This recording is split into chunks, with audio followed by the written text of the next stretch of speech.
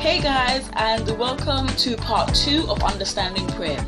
Last week we discovered that prayer was a two-way conversation between God and the person that's praying, and that our model prayer can be found in Luke chapter 11 from verse 1 to 4. This week we'll be focusing on why do Christians pray and can anyone pray?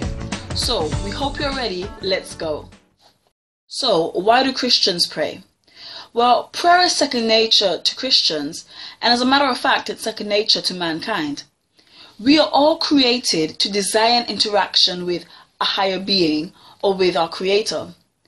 As with any relationship, communication is important to keep it going, and so prayer is what Christians use to maintain our relationship with God. In Luke chapter 11 verse 2, Jesus instructs us to pray by saying, when you pray. In other words, we are expected to. Prayer then shows that the Christian has faith and trust in God and in His ability to move on our behalf. So with this being said, can anyone pray? To answer this question, I thought we might look first at answering this. Does God hear everyone's prayer? It's important to note here that God is not deaf. He hears everyone. Isaiah 59 verse 1 says that the Lord's ear is not heavy, that He cannot hear. Let's look at some of the reasons why some support the idea that God does not hear everyone's prayer. The main passage of scripture is found in John chapter 9 verse 31, where the man that was born blind said after Jesus had healed him, "Now we know that God does not hear sinners, but if anyone is a worshipper of God and does His will, He hears him."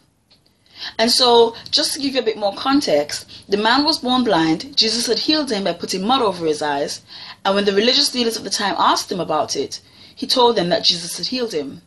They didn't believe him, and so because they didn't believe in Jesus. And so the guy said to them, well, why don't you believe? We all know that God can only perform miracles through those that worship Him and those that do His will. And so it seems within context that this passage has more to do with God not performing miracles through unbelievers than with God not answering unbelievers' prayers. Let's look at a scripture that supports the idea that God does hear everyone's prayers. It's found in Matthew chapter 5 verse 45, and it says, "For He makes the sun rise on the evil and on the good, and He sends the rain on the just and on the unjust." In other words, blessings can fall on unbelievers and it can fall on believers. So the question remains, does God hear everyone's prayer? Romans chapter 9 verse 14 to 16 says this, "What shall we say then? Is there unrighteousness with God? Certainly not. For He says to Moses, I will have mercy on whomever I will have mercy, and I will have compassion on whomever I will have compassion. So then, it is not of him who wills, nor of him who runs, but of God who shows mercy." In reading all these scriptures, I think we can conclude this.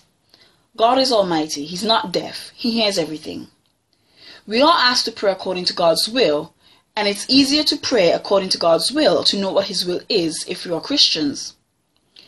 That being said, there are instances where God does hear an unbeliever and where He chooses not to hear that unbeliever's prayer. In the end, it is God that chooses. So, can anyone pray? Of course anyone can pray.